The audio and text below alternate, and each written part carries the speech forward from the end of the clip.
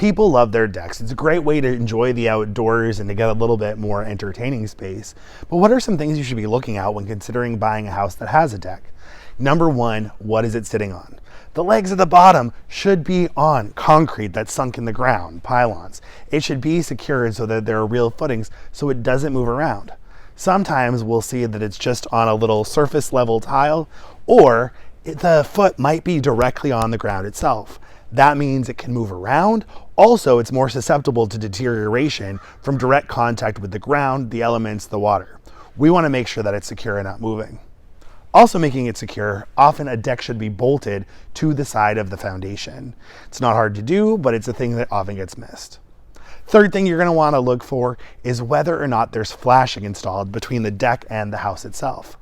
When a deck goes right up against the house without a metal layer of flashing between it, it becomes really likely that when water collects or falls in between the deck and the house, that water has nowhere to go. It could result in rot or deterioration.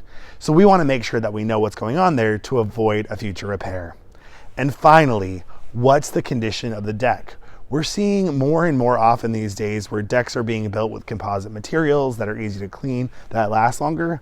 But if it's a wooden deck, we want to see, has it been well taken care of? Is there rot? Are there punky areas? Is it going to present a risk to you over time? In the event that it's a high deck or a large deck, we just want to know that the structural support is sound. These are things to look at before you buy a house. Look, everyone loves a deck. We want to make sure that it loves you back.